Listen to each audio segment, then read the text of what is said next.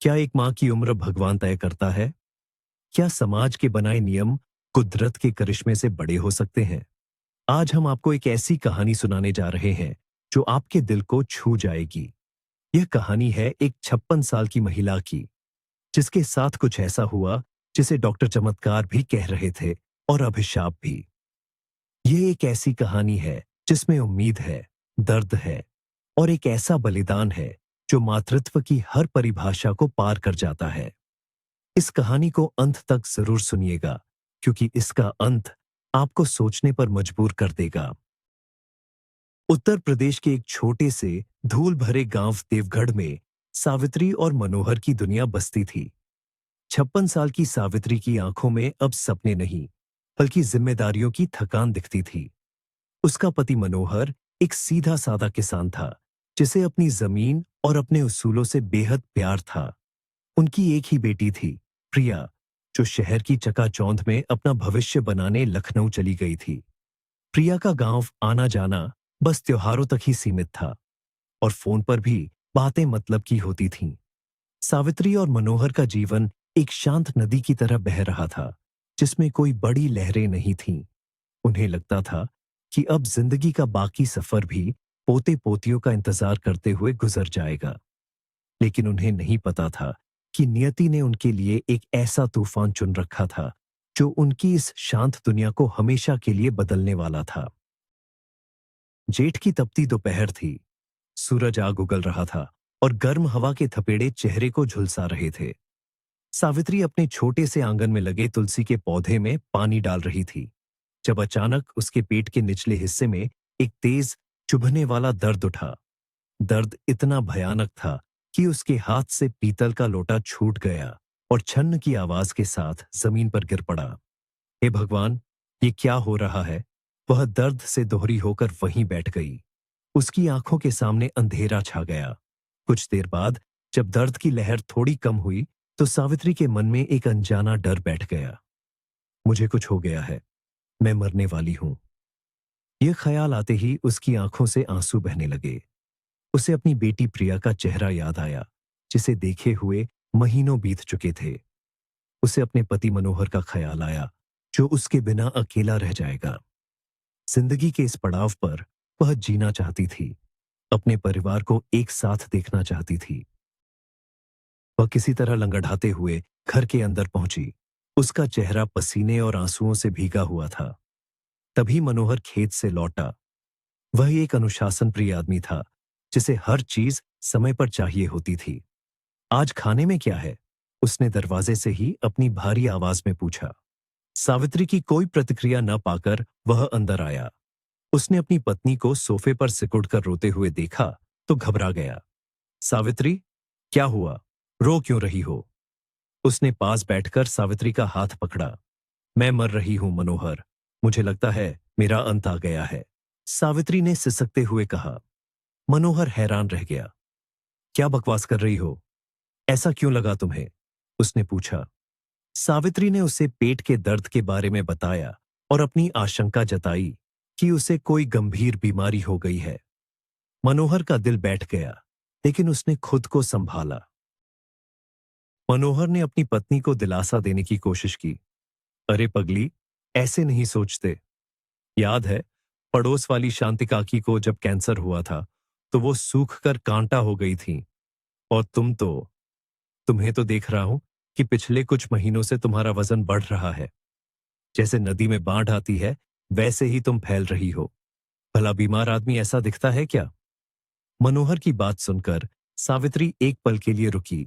उसने सोचा, बात तो सही है, मेरा वजन तो सच में बढ़ रहा है। मैं तो सोच रही थी कि इस उम्र में ऐसा होता होगा। उसकी चिंता थोड़ी कम हुई। मनोहर ने उसे समझाया, कल सुबह ही हम गांव के सरकारी स्वास्थ्य केंद्र चलेंगे। डॉक्टर अंजलि नई आई हैं, बहुत काबिल हैं, वो सब देख लेंगी। अब उठो और खाना खा लो। मनोहर के सहारे से सावित्री को हिम्मत मिली, लेकिन उसके दिल में एक अनकहा डर अभी भी बाकी था। अगली सुबह सूरज की पहली किरण के साथ ही सावित्री और मनोहर गांव के प्राथमिक स्वास्थ्य केंद्र पीएचसी पहुंच गए। केंद्र की दीवारों पर सफेदी की परतें उखड़ रही थीं और हवा में फिनाइल की तीखी गंध थी। अंदर एक युवा डॉक्टर, अंजलि, बैठी थी। उसकी आंखों में सेवा का भाव और चेहरे पर एक सौम्य मुस्कान थी। नमस्ते चाची, नमस्ते चाचा। आइए बैठिए, बताइए क्या तकलीफ है? उसने बड़ी विनम्रता से पूछा। सावित्री ने झिझकते हुए अपनी सारी परेशानी बताई। उसने पेट दर्द, थकान और बढ़ते वजन का जिक्र किया। डॉक्टर अंजलि ने ध्यान से उसकी बातें सुनी और कुछ सामान्य जांच की। उसने सावित्री को देखकर कुछ महसूस किया, लेकिन वह बिना पुष्टि के कुछ कहना नहीं चाहती थी। उसने सावित्री को शांत रहने की सलाह दी। डॉक्टर अंजलि ने सावित्री को तसल्ली देते हुए कहा, चाची, अभी से कोई गलत नतीजा मत निकालिए। मैं कुछ जांच लिख रही हूं। आप खून और पेशाब का सैंपल दे दीजिए। रिपोर्ट आने में 2-3 दिन लगेंगे। जब रिपोर्ट आ जाएगी, तब हम सही कारण का पता लगा पाएंगे। तब तक आप चिंता मत कीजिए और आराम कीजिए। उसकी बातों में एक अजीब सा सुकून था। सावित्री ने सिर हिलाया।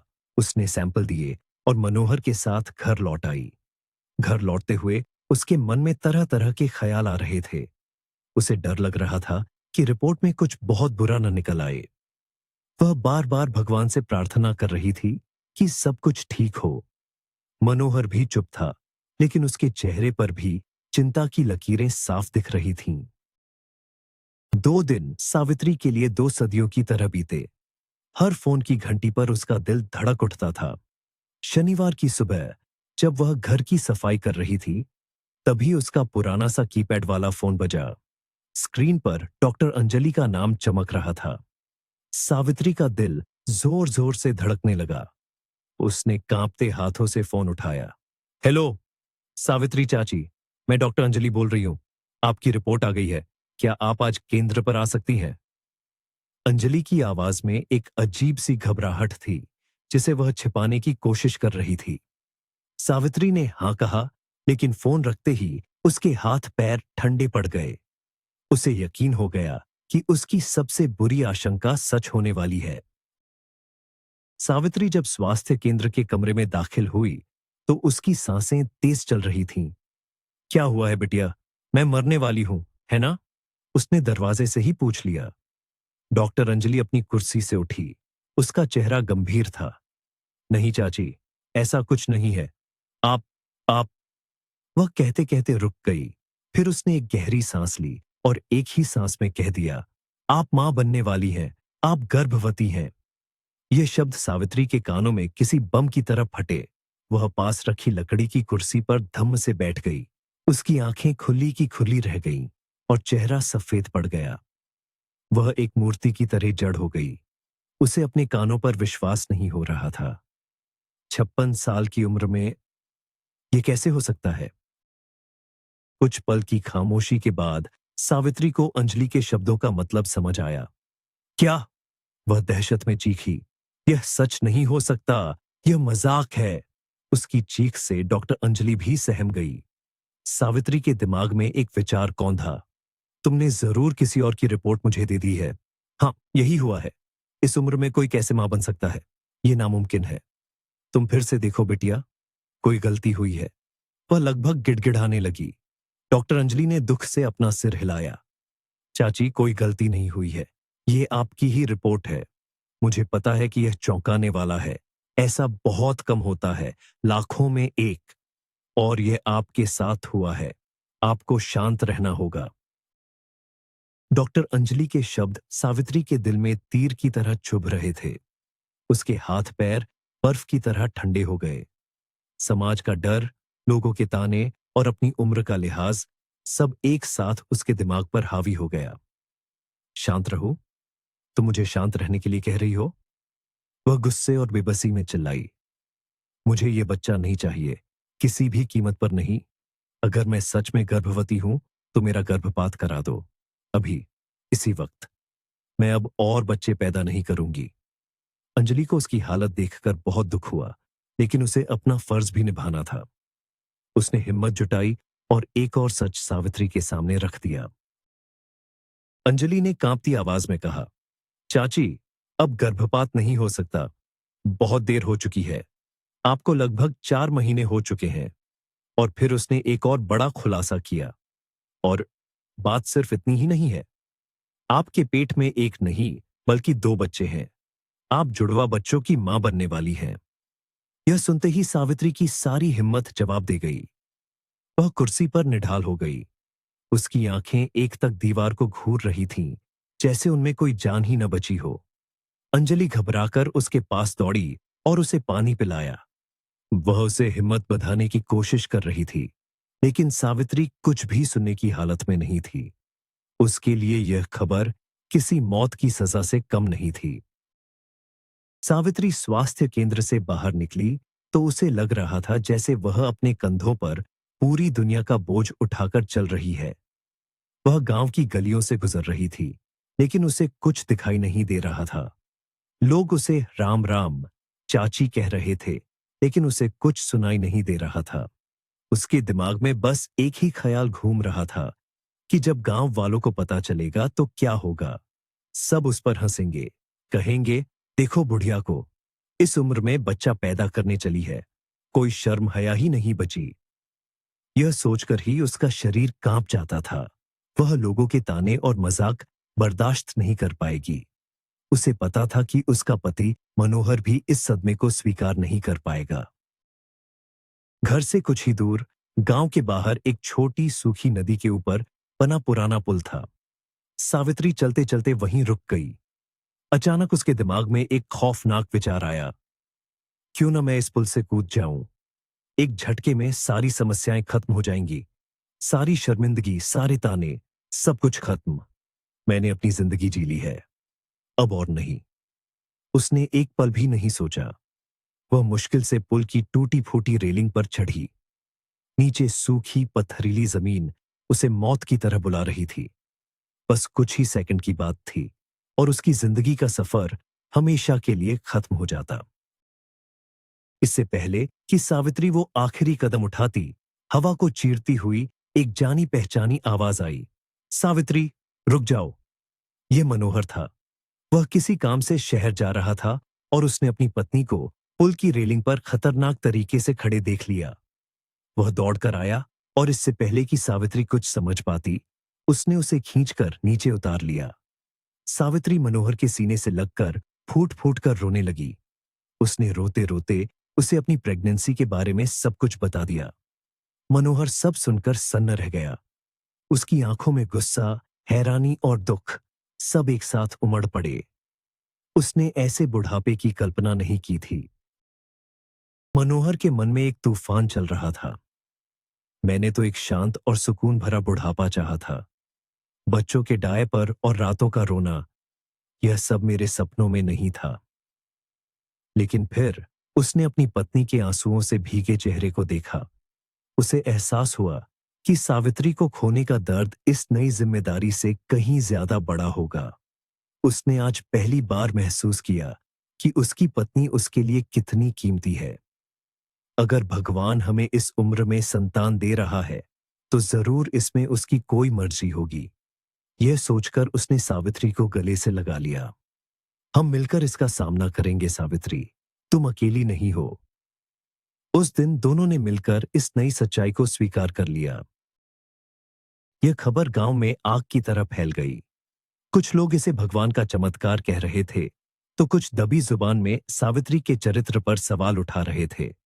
सावित्री और मनोहर ने दुनिया की परवाह करना छोड़ दिया। वे हर सुबह गांव के छोटे से शिव मंदिर जाते और आने वाले बच्चों के लिए प्रार्थना करते। उन्होंने हर दिन को एक तोहफे की तरह जीना सीख लिया था। सावित्री की प्रेगनेंसी बहुत मुश्किल थी।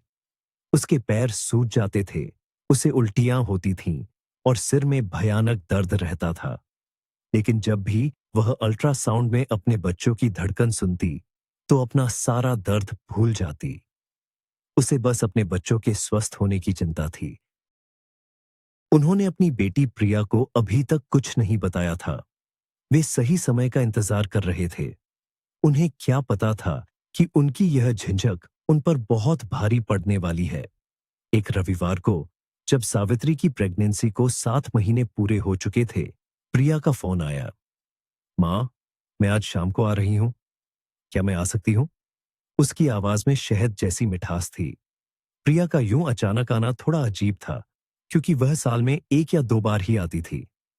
हाँ हाँ बेटी, जरूर आ, सावित्री ने कहा, लेकिन घबराहट के मारे उसका गला सूख गया। पेट में पल रहे बच्चे भी जैसे मां की बेचैनी महसूस करके जोर जोर से लात मारने लगे। शाम को प्रिया घर आई। उसने आते ही अपने पिता के गाल पर एक रूखा सा चुंबन लिया और बोली, पापा मैं ज्यादा देर के लिए नहीं आई हूं, मुझे आपकी मदद चाहिए। उसकी नजर जैसे ही अपनी मां के बड़े हुए पेट पर पड़ी, उसका चेहरा गुस्से से लाल हो गया। उसकी आंखों में नफरत और घिन का भाव तैर गया। यह सब क्या है? वे अपनी मां पर चीखी। तुम तुम प्रेग्नेंट हो? इस उम्र में? तुम्हारा दिमाग खराब हो गया है क्या? उसकी आवाज में इतना जहर था कि सावित्री कांप गई। मनोहर ने बीच बचाव करने की कोशिश की। प्रिया, अपनी मां से ऐसे बात करने की हिम्मत मत करना। लेकिन प्रिया रुकने वाली नहीं थी। प्रिया ने अपने पिता पर भी चिल्लाना शुरू कर दिया। आप भी इसमें शामिल हैं। आप लोगों को अब पूजा पाठ और भगवान के बारे में सोचना चाहिए, और आप बच्चे पैदा करने की सोच रहे हैं। समाज में हमारी क्या इज्जत रह जाएगी? लोग मुझ पर हंसेंगे। सावित्री और मनोहर अपनी ही बेटी के मुंह से ऐसे शब्द सुनकर पत्थर बन गए। उन्हें लगा जैसे किसी ने उनके दिल पर छुरा घोंप दिया हो। और आपने भविष्य के बारे में सोचा है? आप लोग और कितने साल जिएंगे? इन बच्चों का बोझ मुझ पर मत डालना। मुझे अपनी जिंदगी बनानी है। मैं आपके बच्चों को नहीं पालूंगी। मुझ पर कोई उम्मीद मत रखना। प्रिया का हर शब्द एक हथौड़े की तरह उनके दिलों पर चोट कर रहा था। अपनी बेटी के कठोर शब्द सुनकर सावित्री के सीने में एक तेज दर्द उठा। अपमान और दुख का एक सैलाब उसके अंदर उमड़ रहा था। क्या मैंने अपनी बेटी को इतनी बुरी परवरिश दी है? वह सोच रही थी, लेकिन उसे कोई जवाब नहीं मिल रहा था। वह खुद को संभालने की कोशिश कर रही थी, लेकिन अचानक उसे चक्कर आने लगे और पेट में एक असहनीय दर्द की लहर उठी। वह जोर से चीखी और दीवार का सहारा लेकर धीरे धीरे जमीन पर फिसल गई। मनोहर उसकी तरफ भागा। सावित्री, क्या हुआ तुम्हें? मनोहर, बहुत दर्द हो रहा है, एम्बुलेंस बुलाओ। वह दर्द से कराह रही थी। लेकिन अभी तो वक्त नहीं हुआ है, मनोहर घबराकर बोला। बुलाओ! सावित्री फिर से चीखी और उसकी आंखें बंद होने लगीं। मनोहर ने कांपते हाथों से एम्बुलेंस को फोन किया। प्रिया एक कोने में खड़ी सब कुछ देख रही थी। उसके चेहरे पर कोई पछतावा नहीं था। गांव की कच्ची सड़कों से होते हुए एम्बुलेंस को शहर के सरकारी अस्पताल तक पहुंचने में लगभग 1 घंटा लग गया। सावित्री दर्द से लगभग बेहोश थी। ऑपरेशन थिएटर के दरवाजे के बाहर स्ट्रेचर पर लेटे हुए उसने अपने पति का हाथ पकड़ा। अलविदा मनोहर, बच्चों का ख्याल रखना, उन्हें छोड़ना मत। उसकी आवाज बहुत कमजोर थी। और तुम? मनोहर ने रोते हुए पूछा। शायद मैं अब नहीं बचूंगी। ये कहते कहते उसकी आंखें पूरी तरह बंद हो गईं। मनोहर का दिल डूब गया। उसे लगा जैसे उसकी दुनिया यहीं खत्म हो गई है। मनोहर अस्पताल के ठंडे गलियारे में अकेला बैठा था। समय जैसे रुक गया था। वह जानता था कि बच्चे 7 महीने के, यानी समय से पहले पैदा हो रहे हैं। इसका मतलब था कि उनकी जान को खतरा हो सकता है। और सावित्री की आखिरी बातें उसके कानों में गूंज रही थीं। वह इतना थक गया था कि दीवार से सिर टिकाकर उसकी आंख लग गई। कुछ देर बाद एक नर्स ने उसे जगाया। चाचा, आप यहां नहीं रह सकते। जब डिलीवरी हो जाएगी तो हम आपको फोन कर देंगे। नर्स ने उसे नियमों का हवाला देकर बाहर जाने को कहा। वह जानती थी कि यह एक बहुत ही जटिल केस है और पूरा अस्पताल इसी बुजुर्ग महिला के बारे में बात कर रहा है। लेकिन उसने मनोहर को कुछ नहीं बताया। मनोहर बेमन से अस्पताल से बाहर निकला। उसे घर जाने का मन नहीं था। घर की खाली दीवारें उसे खाने को दौड़ती। तभी उसने अपनी बेटी प्रिया को देखा। वह अस्पताल के बाहर खड़ी फोन पर अपनी किसी सहेली से हंस हंसकर बातें कर रही थी, जैसे कुछ हुआ ही न हो। यह देखकर मनोहर का खून खौल उठा। कितनी बेरहम और पत्थर दिल है ये। अपनी मां को मौत के मुंह में धकेल दिया और इसे कोई फर्क ही नहीं पड़ रहा। उसने मन ही मन सोचा। वह अपनी बेटी के पास से गुजर गया। उससे बात करने की उसकी हिम्मत नहीं हुई। वह घर लौट आया और बिस्तर पर निढाल होकर गिर पड़ा, लेकिन उसकी आंखों में नींद नहीं थी। उधर ऑपरेशन थिएटर के अंदर डॉक्टर सावित्री और उसके बच्चों की जान बचाने के लिए संघर्ष कर रहे थे। सावित्री अभी भी बेहोश थी। ऑपरेशन सफल रहा। 2 नन्ही कमजोर बच्चियों ने जन्म लिया। वे इतनी छोटी थीं कि किसी गुड़िया की तरह लग रही थीं। डॉक्टरों ने उन्हें तुरंत एक विशेष मशीन यानी इंक्यूबेटर में रख दिया, जहां उनकी जान बचाई जा सके। तभी एक युवा डॉक्टर, जिसका नाम शायद राहुल था, बोल पड़ा। पता नहीं क्यों इस उम्र में बच्चा पैदा करने की सूझी इसे। पहले ही गर्भपात क्यों नहीं करा लिया। अब देखो, खुद की जान भी खतरे में है और बच्चे भी पता नहीं बचेंगे या नहीं। उसकी बात सुनकर दूसरे डॉक्टर ने भी हाँ में हाँ मिलाई। तुम सही कह रहे हो। अगर ये बच्चे बच भी गए तो जरूर किसी न किसी बीमारी के साथ पैदा हुए होंगे। वे दोनों आपस में बातें कर रहे थे। तभी ऑपरेशन थिएटर के सबसे सीनियर डॉक्टर, डॉक्टर वर्मा, ने उन्हें डांटा। चुप हो जाओ तुम दोनों। मरीज के सामने ऐसी बातें करते हुए तुम्हें शर्म नहीं आती। उन्होंने कहा। पर सर, वो तो बेहोश है, उन्हें कुछ सुनाई नहीं दे रहा। युवा डॉक्टरों ने दलील दी, लेकिन शायद वे गलत थे। सावित्री कुछ सेकंड के लिए होश में आई थी और उसने उन डॉक्टरों के शब्द सुन लिए थे। यह सुनते ही उसके शरीर में एक अजीब सी ऐंठन हुई। अचानक एक नर्स चिल्लाई, सर, मरीज का ब्लड प्रेशर बहुत तेजी से गिर रहा है। डॉक्टर वर्मा ने देखा और घबरा गए। इसका दिल भी बहुत धीरे धड़क रहा है। हम इसे खो सकते हैं, जल्दी करो। पूरा स्टाफ सावित्री को बचाने में लग गया, लेकिन शायद बहुत देर हो चुकी थी। 20 मिनट के संघर्ष के बाद सावित्री की सांसें हमेशा के लिए थम गईं। उसने दम तोड़ दिया। ऑपरेशन थिएटर में मौजूद सभी लोगों की आंखों में आंसू थे। युवा डॉक्टर शर्मिंदगी से सिर झुकाए खड़े थे, लेकिन दुख यहीं खत्म नहीं हुआ। कुछ घंटों बाद उनका डर सच साबित हुआ। सावित्री की दोनों बच्चियां गंभीर स्वास्थ्य समस्याओं के साथ पैदा हुई थीं।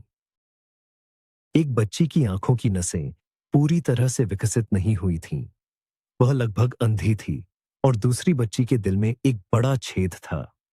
डॉक्टरों ने कहा, यह 2 महीने से ज्यादा नहीं जिएगी। सावित्री की मौत और बच्चों की बीमारी की खबर ने मनोहर को तोड़कर रख दिया। वह इस सदमे को बर्दाश्त नहीं कर सका। उसका दिमाग ही संतुलन बिगड़ गया। वह एक ऐसी दुनिया में चला गया जहां सावित्री अभी भी जिंदा थी। गांव की औरतें आपस में बातें करती, सुना, मनोहर तो पागल हो गया है सावित्री के गम में। जब मैंने उससे अंतिम संस्कार के बारे में पूछा तो वो कह रहा था कि सावित्री अपनी मां के घर गई है, जल्दी लौट आएगी। प्रिया अपनी मां की मौत से थोड़ी दुखी जरूर हुई, लेकिन उसे अपनी गलती का कोई एहसास नहीं था। उसका दिल इतना कठोर हो चुका था कि उसमें पछतावे के लिए कोई जगह नहीं थी। जब उसने अपने पिता की हालत देखी तो वह डर गई।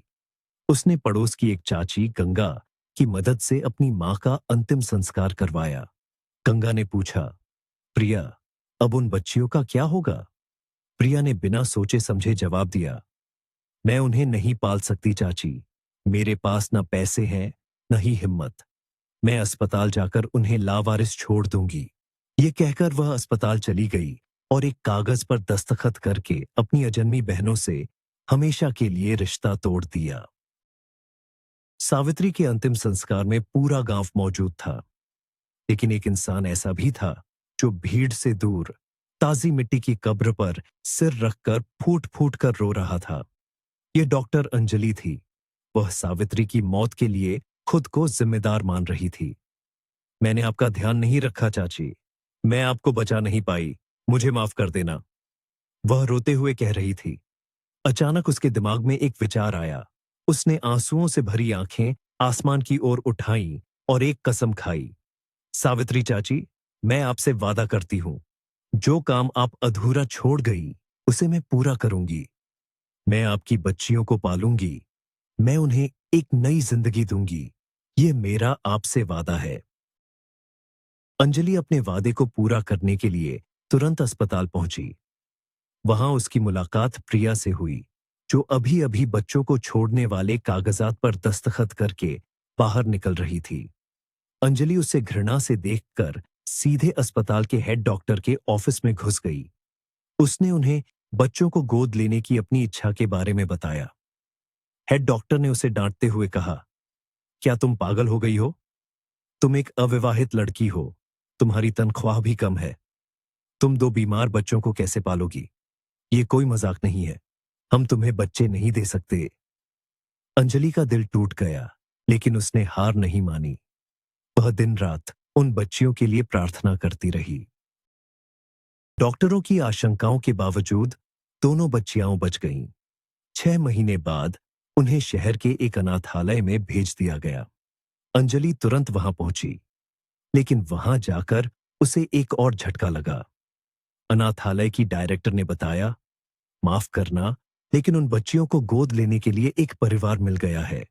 वे एक अमीर निसंतान जोड़ा है और जल्द ही कागजी कार्यवाही पूरी कर लेंगे। अंजलि के पैरों तले जमीन खिसक गई। तभी कमरे में एक अधेड़ उम्र का जोड़ा दाखिल हुआ। वे ही बच्चियों के नए माता पिता थे। अंजलि ने हिम्मत करके उन्हें अपनी और सावित्री की पूरी कहानी सुनाई। उसकी कहानी इतनी सच्ची और दर्द भरी थी कि उस जोड़े का दिल पिघल गया। उस जोड़े ने अंजलि से कहा, हम तुम्हारी भावनाओं को समझते हैं, लेकिन हम इन बच्चियों को नहीं छोड़ सकते।